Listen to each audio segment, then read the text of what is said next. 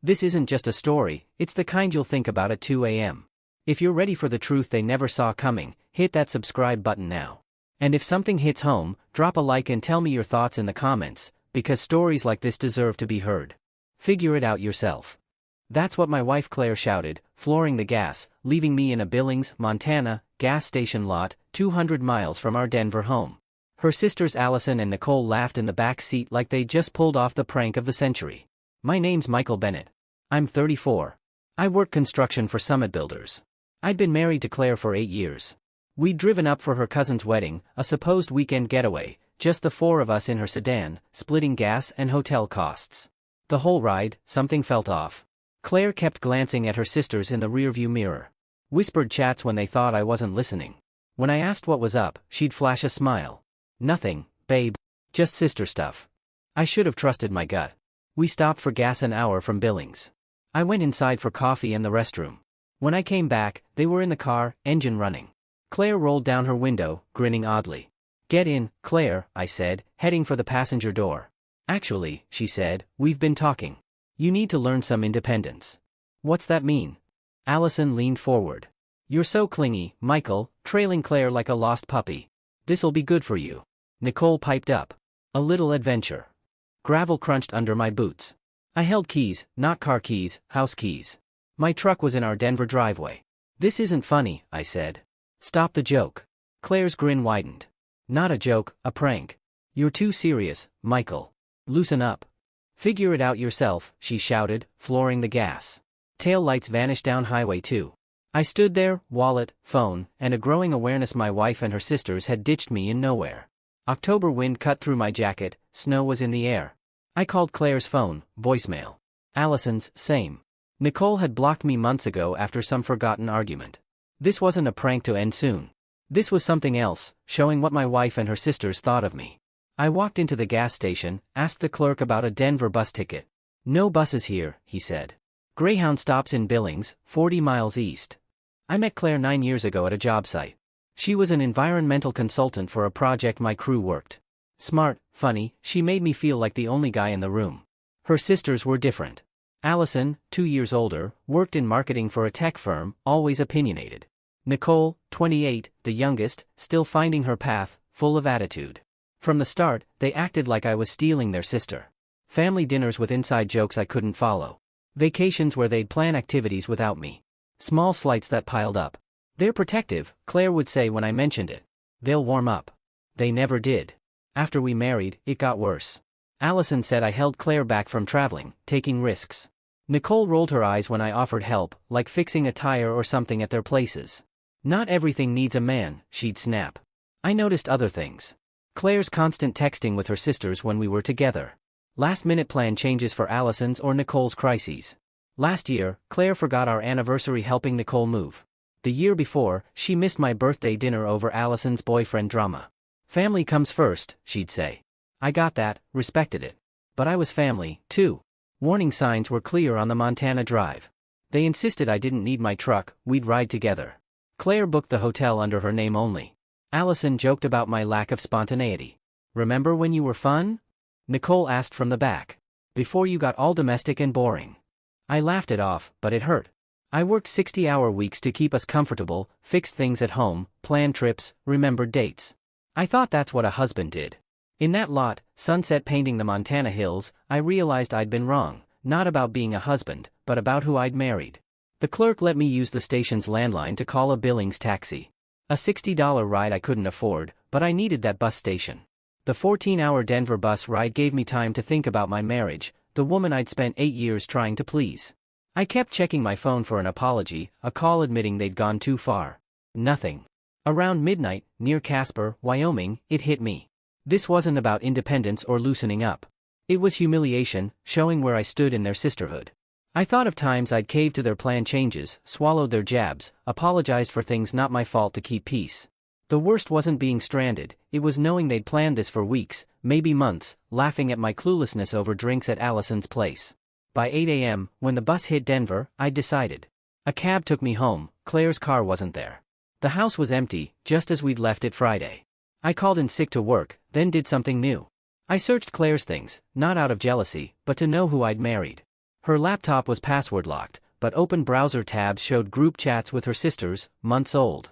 Screenshots of our text she'd shared, with laughing emojis. Photos of me sleeping, captioned out cold as usual or clueless. The Montana trip thread broke me. Allison suggested it, ditch him somewhere, see how long he takes to get home. Nicole, OMG, yes, he leans on Claire for everything. Claire, you guys are awful, but it'd be hilarious. They'd planned it all, the gas station, the Independence line, even a backup if I got home first. He'll probably call his mom, big baby, Allison wrote. I closed the laptop, sat for hours. Then I packed a bag and left.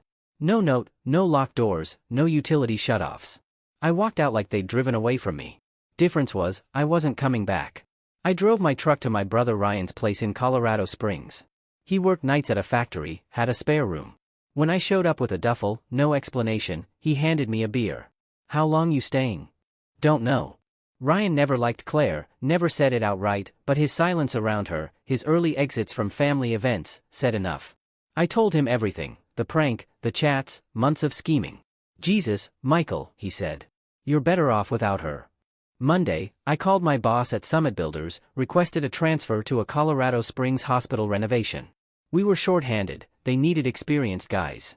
My boss didn't pry, just said start Wednesday. Tuesday afternoon, my phone rang, Claire was back. I let it go to voicemail. Michael, where are you? I come home, and you're gone. That's not like you. Call me. We need to talk. No apology, no mention of what she'd done, just shock I'd vanished. I blocked her number. An hour later, Allison called. Blocked her.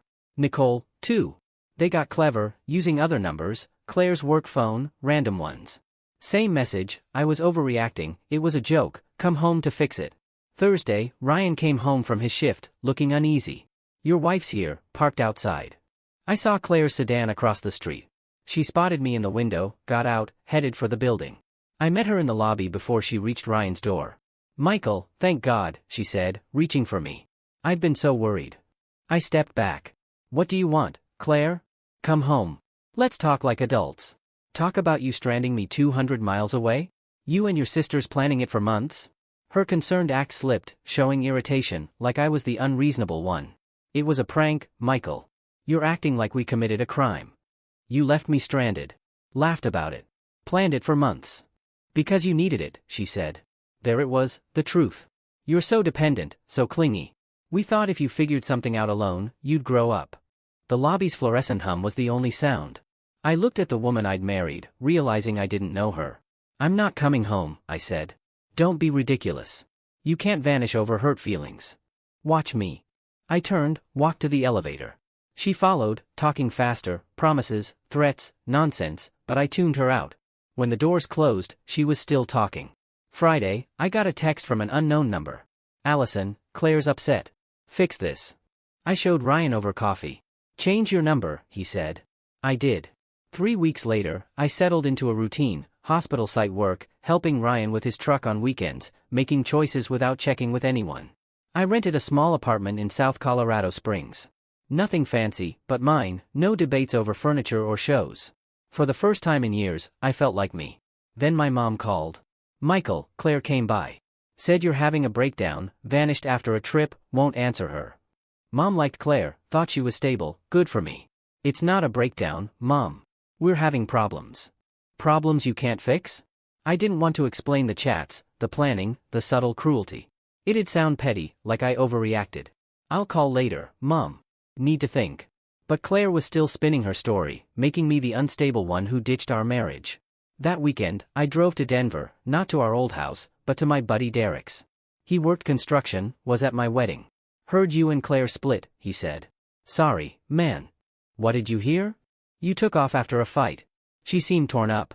Claire's narrative again, I was the bad guy. Over beers on Derek's porch, I told the real story. That's messed up, he said. Why'd she do it? I think she wanted me gone, not forever, but to prove I didn't matter. Derek paused. At your wedding, you'd talk with crew guys, laugh, and Claire would interrupt, pull you away for some relative or photo. I'd thought she was being a good hostess. Maybe she didn't like you happy without her. That night, I drove past our old house. Claire's car was there, living room lights on, her shadow moving inside. I didn't stop. Just drove past. Seeing that house, the life I'd built, showed me I wasn't running from a bad marriage, I was running toward something better. Over months, I took steps I delayed too long. Opened my own bank account, transferred my half of our savings, found a divorce lawyer. Laura Peterson, straightforward, listened without judgment.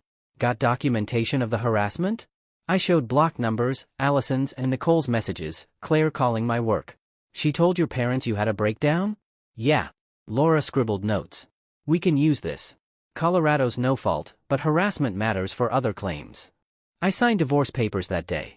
Laura would serve Claire, start proceedings. One thing, she said. Don't engage with contact attempts, calls, texts, visits. Anything you say could make you look unstable. What if she shows up at work? Document it. Call police if needed, but don't engage. The hospital project went well. I got promoted to crew leader, managing 5 guys. Work was steady, pay decent, nobody cared about my personal life if I did my job.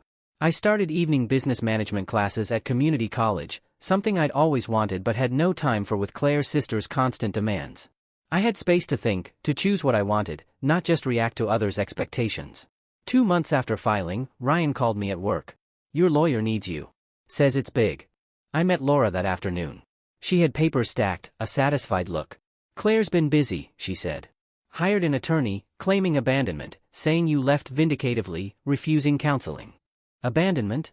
A stretch. They're contesting asset division. My chest tightened with a mix of anger and disbelief. Even now, Claire controlled the narrative. But here's the good part, Laura said. My investigator dug into it.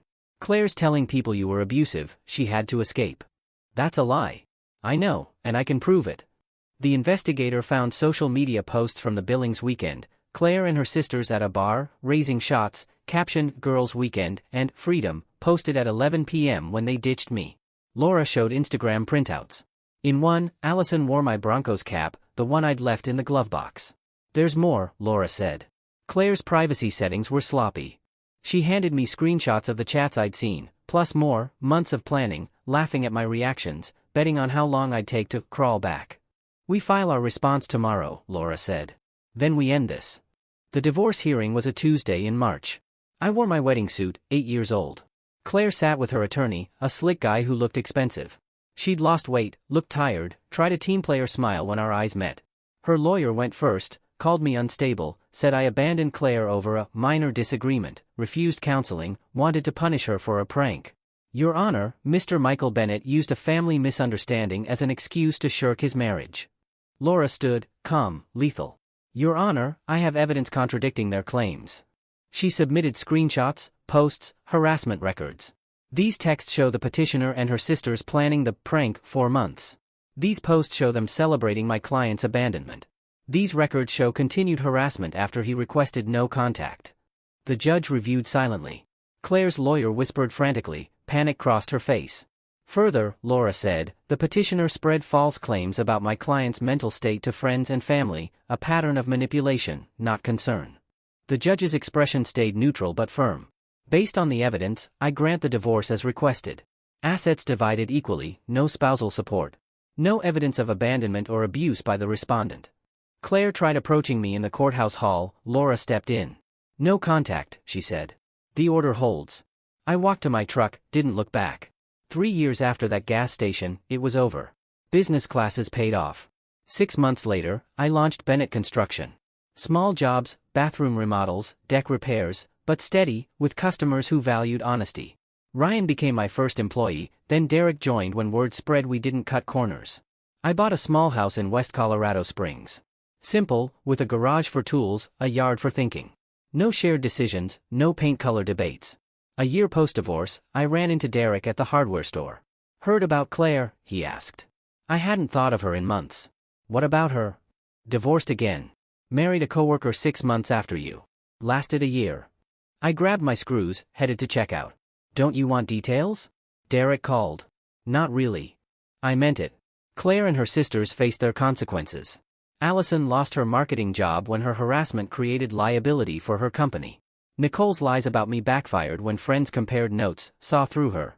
Claire's quick remarriage and divorce tanked her reputation in our old circle, leaving her isolated from those she'd tried to impress. Some lessons come the hard way. And if you think this story hit deep, the next one will leave you speechless. Subscribe now, before you miss it. And if this made you feel something, hit that like button and share it with someone who needs to hear it too.